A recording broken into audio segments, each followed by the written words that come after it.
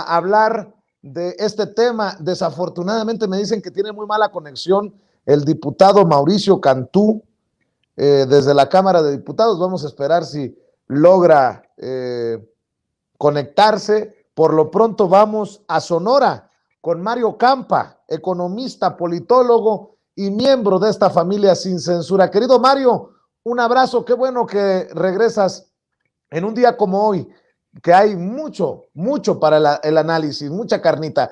¿Cómo estás, Mario? Hola Vicente, ¿qué tal? Buenas noches, un gusto estar de vuelta por acá.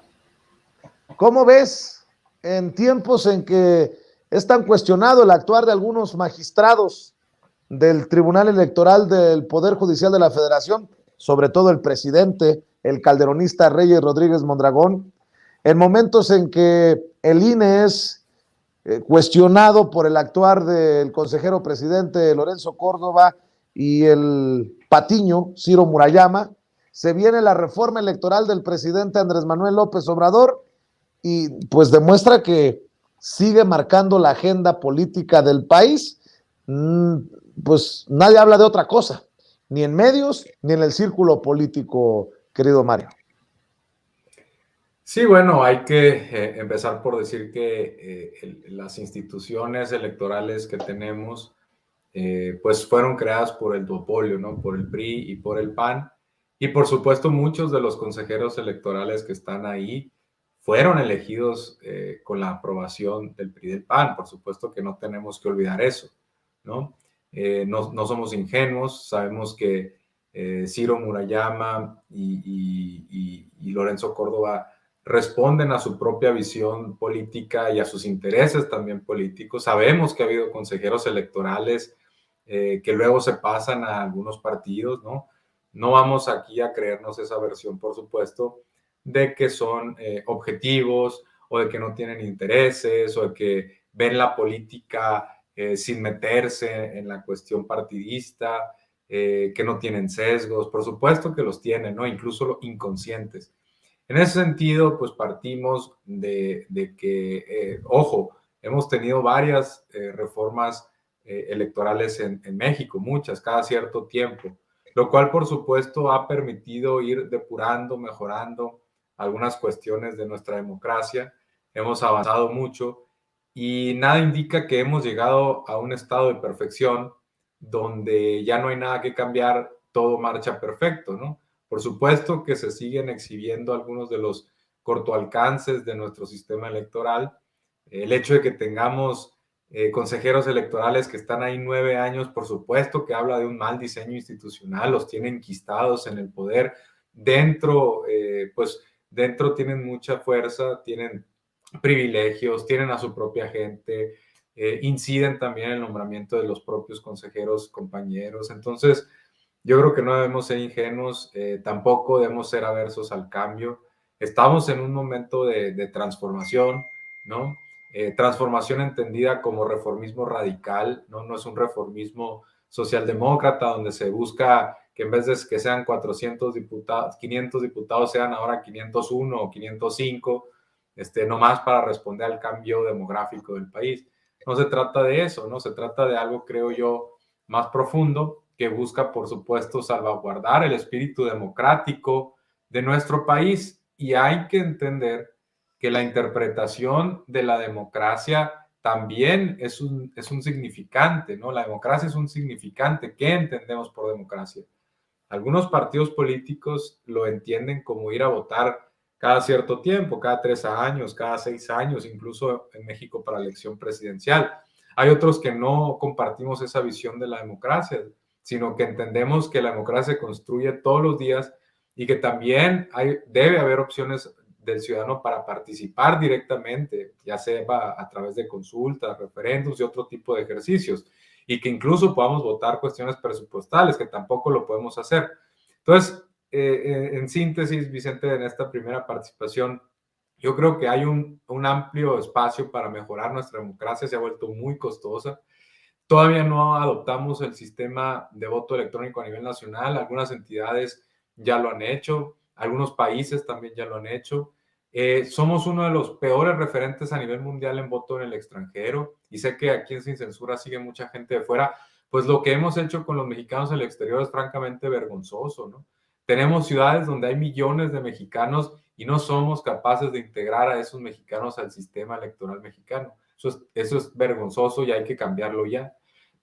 Por supuesto que también hemos incurrido en algunos excesos con los plurinominales. En algún momento eso era una especie de concesión cuando tendríamos un partido único y era una especie de lavado, ¿no? De blancura o de blanquear un poco la cuestión del partido único, dando espacios para que hubiera representación de las minorías. Hay que reconocer que ese sistema ya cambió, ¿no? Y aquí lo que está, ahorita nos metemos un poco de lleno a lo que se está proponiendo, pero aquí creo que es algo bastante innovador, donde no tenemos los distritos uninominales que tiene, por ejemplo, Estados Unidos, donde en un absurdo, con un 50.01% de la votación en cada uno de los distritos en Estados Unidos, podrías tener el 100%, ¿no? De la Cámara. Por supuesto, es un caso muy atípico que difícilmente se va a ver, pero con el 55-60% de la votación, podrías tener algo cercano al 100% de una cámara. Eso es lo que puede ser un riesgo para en un sistema uninominal, o que tengas dos partidos únicamente muy poderosos, porque es muy difícil que haya un tercer partido fuerte. Le cuesta, por ejemplo, mucho trabajo también el Reino Unido a los liberales. Y ahora, y con los plurinominales, corremos el riesgo de que la gente no identifica a sus representantes, que por supuesto dependa en exceso de la venia o del visto bueno de las cúpulas. Tenemos también ciertas cuestiones que tienen que revisarse en cuestiones de costos. Entonces, yo creo que esta reforma es muy interesante, hay que analizarla. Algunos aspectos quizás se puedan adecuar o incluso especificar con mucho más detalle en la legislación secundaria, pero creo que el espíritu es el correcto en lo general, ¿no? La dirección es hacia una democracia más participativa, un gasto más racional, la integración de más voto del extranjero, mayor representatividad y rendición de cuentas, que la gente sepa quiénes son los diputados. Eso creo que es muy interesante de esta reforma, ¿no? Así es, y creo que hay muchas cosas que analizarle a la gente desde nuestra honestidad y desde nuestra transparencia. En algún momento durante la mañana, algunos nos fuimos con la finta y dijimos que se pedía la desaparición de los plurinominales, cuando en realidad eh, los diputados y senadores entrarían por el sistema de lista y serían asignados por la vía plurinominal o proporcional todos. O sea, y esto lo que busca es una mejor repartición, una mejor representación en el Congreso. Ese es un tema para mí tal vez de los más importantes, querido Mario. Sí, a ver, ya el sistema de listas se utiliza en muchos parlamentos, ¿no? Eso se hace, por ejemplo, pues en un caso que se me viene rápido a la mente es el de España, ¿no? Donde se presentan, los partidos presentan sus listas y dependiendo de la votación que van obteniendo, pues va pasando los primeros que ellos señalan. Sin embargo, lo que es un poco más, digamos, innovador en el caso mexicano es que serían listas por entidad federativa, ¿no? Entonces, por ejemplo, en el caso de Sonora, se le asignarían de los 300 diputados, ya no podemos hablar de distritos ni uninominales ni plurinominales, sino sería una especie de distrito, pues, federal o estatal, un distrito estatal, con listas. Cada partido presentaría sus listas y, por ejemplo, en el caso de que Morena obtuviera el 40%, pues le corresponderían 2 de esos diputados, ¿no? 2 de esos 7 diputados. Entrarían los 2 que marcó primero en la lista, que serían gente de aquí, por supuesto, de Sonora. Eso es importante, o con residencia en Sonora. Eso es importante porque si fuera una lista nacional, correríamos el riesgo de que las cúpulas nacionales fueran las que controlaran las listas y entonces entrarían probablemente mucha gente de la capital del país. Aquí estamos hablando de listas por entidad federativa. Después, por ejemplo, si hubiera otro partido que obtiene ese 40%, o un 40% igual, pues obtiene también 2 diputados. Se va poniendo interesante y habría que ver cómo cómo se establecería, porque, por ejemplo, con el restante de los partidos puede ser que obtengan una votación relativamente elevada y se queden en ese estado sin un diputado. Habría que ver, imaginemos que pasase esto en los 32 estados, entonces ese partido quizá no tendría representación. Ahí es donde es importante la legislación secundaria, porque habría que ver cuáles son los mecanismos para que los partidos pequeños no queden totalmente borrados. Hay distintas formas de compensarlo, ¿no? A lo mejor con los remanentes, con los últimos remanentes, se podría buscar darle cierta representatividad a los más chicos. A lo mejor se podría reducir los requisitos para que entraran nuevos partidos. Habría que ver con detalle esta parte, ¿no? Pero lo que sí sería importante, por supuesto, es que la gente identificaría con claridad quiénes irían en esas listas y pues a ellos tendrían que votarles. Y también sería interesante que pues estarían votando, digamos, por los diputados de todo el estado y no únicamente por el de su distrito, que es lo que pasa ahora. Y finalmente, pues eso también tiene sus ventajas. Ahora votas por el diputado de tu distrito y puede ser que a unas cuadras esté otro diputado y no te enteras mucho de él ni de sus actividades, ni va a visitar tu territorio, ¿no? Esto forzaría que los diputados tengan más actividad de territorio. Llegamos al colmo en establecer circunscripciones donde pues los plurinominales no hacían ni el menor intento de hacer campaña territorial, pues porque había circunscripciones, no sé, de 7 estados, ¿no? Se volvía totalmente absurdo y además estaban en lista, no sabían si iban a entrar, entonces realmente esos diputados entraban con el favor de las cúpulas, ¿no? Por supuesto que el orden, la prelación va a ser muy importante y eso va a ser fundamental, pues, para que los ciudadanos sepan quiénes son los que van a entrar, ¿no? ¿Qué te parece si vemos y escuchamos, por ejemplo, a Kenia López Rabadán, flanqueada por nuestro paisano, para acabarla, Damián Cepeda, también senador del PAN? Esta es la politiquería del Partido Acción Nacional ante la reforma electoral enviada al Congreso por el presidente Andrés Manuel López Obrador. Al presidente López Obrador le molesta la democracia, le incomoda el pluralismo, porque pues claramente lo que quiere es destruir al INE. Y la iniciativa anunciada el día de hoy es una muestra más de su autoritarismo y falta de visión. Claramente, la intención de esta reforma constitucional no es mejorar al árbitro electoral, sino controlarlo. A López Obrador y a Morena no les gusta la autonomía, no toleran que alguien piense diferente a ellos. Quieren sobrerepresentación de Morena en el legislativo, quitando los lugares a la oposición. Dar el modelo de comunicación política para que puedan hacer campaña desde Palacio Nacional. En estricto sentido, quieren repetir el cochinero de la revocación de mandato, donde se utilizaron recursos públicos para la promoción del presidente. Con esta iniciativa ponen a consejeros a modo y aspiran a tener figuras de países antidemocráticos como Bolivia, Cuba o Venezuela. México no necesita copiar modelos fallidos de países populistas. México necesita fortalecer sus instituciones y generar mejores condiciones de legalidad, no instituciones a modo del régimen de López Obrador.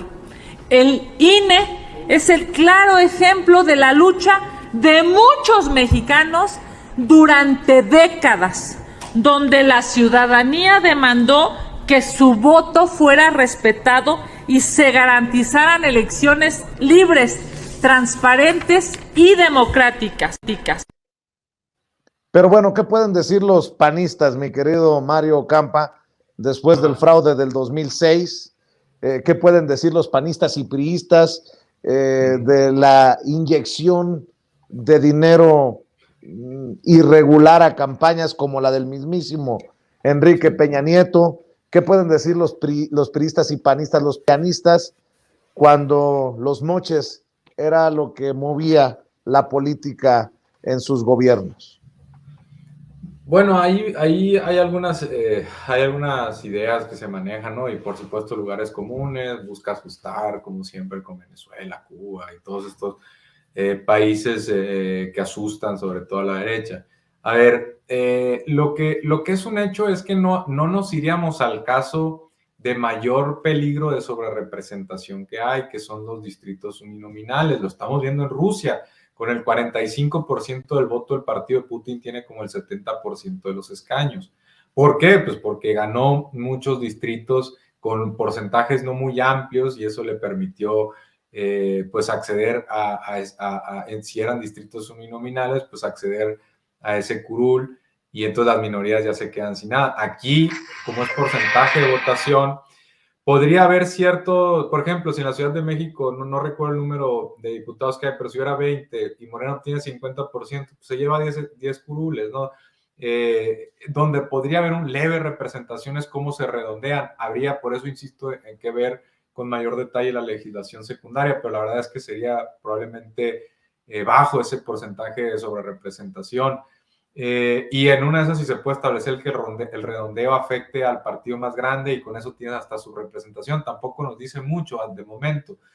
Insisto, si fueran distritos uninominales, ahí sí habría un mayor riesgo de que hubiera sobrerepresentación, pero no es lo que se está proponiendo. Incluso en la fórmula de reparto, no de curules, sino de escaños, en el Senado, ahí ya estamos hablando de que se mantiene la fórmula de primera minoría. También se sigue dando mucha representación a los partidos que no ganan una elección. Es decir, si la fórmula gana, pues entran sus 2 diputados, pero automáticamente estarías dando un tercio de la Cámara de Senadores al segundo lugar, ¿no? Y suponiendo que el partido más grande gane todas las elecciones o en todas las entidades federativas, pues también su número está limitado, no puede ser ganar la fórmula con los 2 diputados y a su vez ganar la primera minoría. Entonces por supuesto, habría algunos mecanismos de defensa de las minorías. Entonces, yo creo que habría que estudiar otros modelos para darse cuenta que hay mayor riesgo de sobrerepresentación en los Estados Unidos. Lo que pasa es que pues ese modelo ha tendido a que haya 2 partidos que sí están muy competitivos, tienen mucha competencia entre sí, y eso ha evitado pero en una elección donde alguno tenga el 60-65% de los votos, podría tener casi el 100% de los escaños, porque en cada uno de los distritos uninominales, es decir, un distrito, un representante, si va ganando con el 52, 55, 60 y no hubiera tantos clivajes regionales como ahora hay en Estados Unidos, pues tranquilamente podría dominar el 100% de la Cámara. Ojo, ahí no hay mucha protección. Entonces, la verdad es que yo creo que las pasiones se tienen que asentar un poquito del lado de la oposición. Por supuesto, están haciendo su chamba, vendiendo o cara a la derrota o tratando también de que algunos de sus preocupaciones sean escuchadas, posicionar algunos de sus intereses. Es muy inteligente, creo, la forma en que se plantea la reforma. ¿Quién va a estar en contra del voto electrónico, de elecciones más baratas, de que voten los mexicanos al extranjero? ¿Quién va a estar en contra de que haya menos diputados plurinominales con todo el estigma que han cargado? Yo creo que en general es una buena reforma. Hay que pulir algunos detalles en la legislación o alguna buena iniciativa de reforma. Hay que pulir algunos detalles de la legislación secundaria. Hay que ver cómo funcionaría, por ejemplo, la desaparición de los soples. La verdad es que hay mucho gasto duplicado. Los soples están llenos de malas prácticas, de poco profesionalismo. Están llenos también de cuotas de los partidos. Por supuesto que eso impide que haya una mayor escala, ¿no? Entonces tienen sus problemas también los soples y de cualquier forma tenemos presencia estatal del INE. Entonces hay dobles estructuras que probablemente puedan simplificarse, ¿no? A mí lo que sí, la verdad es que me entusiasma mucho es que, bueno, hay varias cosas, pero una de ellas es que podamos experimentar, porque así lo marca incluso la redacción de la iniciativa de reforma, podamos experimentar con nuevos votos de votación electrónica, encriptados, híbridos incluso, porque por supuesto que de la noche a la mañana arrancar con un sistema totalmente electrónico, pues puede crear problemas informáticos, se requiere también cierta experiencia, que la gente tenga confianza, entonces puede empezar con un sistema híbrido donde además del voto electrónico tenga que haber cierta representación de ciudadanos ahí para verificar o empezar también con una mezcla de papeletas y voto electrónico, ya veremos. Pero nos estamos tardando en empezar y por algún lugar y en algún momento hay que hacerlo, ¿no? Siempre agradecido, como siempre agradecido, Mario Campa, por tu participación, por tus comentarios, por tus opiniones. ¿Por qué no cerramos invitando a la gente para que te siga en redes sociales? Claro que sí, Vicente, agradezco el espacio y por supuesto pueden seguirme en Twitter bajo la @Mario_Campa. Ahí lo están viendo por acá en pantalla, Mario_Campa, ahí me pueden seguir. Y pues un gusto, Vicente, te mando un abrazo y seguimos en contacto. Claro que sí, Mario Campa, que sigas disfrutando del calorcito allá en nuestra querida Sonora. Sí, ya, de allá vengo, mi querido Mario. Te mando un abrazo, cuídate mucho. Mario Campa, hablando con nosotros sin censura.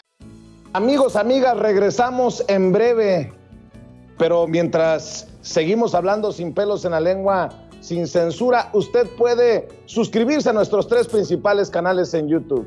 Sin Censura Media, en donde tenemos más de 1,600,000 suscriptores, Sin Censura TV, en donde tenemos más de 1 millón de suscriptores, y en Sin Censura Presenta, en donde queremos llegar muy pronto a los 100,000 suscriptores. Si usted ya está inscrito en Sin Censura Media, suscríbase en Sin Censura TV. Si ya está suscrito en Sin Censura TV y Sin Censura Media, suscríbase a Sin Censura Presenta.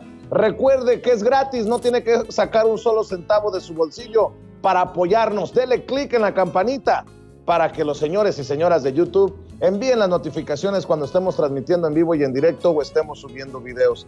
También nos puede seguir en Twitter en @_Vicente Serrano y hasta en Instagram. Ojo, también estamos en Instagram. Son nuestras redes sociales y con el apoyo de ustedes seguimos creciendo, porque con ustedes todo, sin ustedes nada.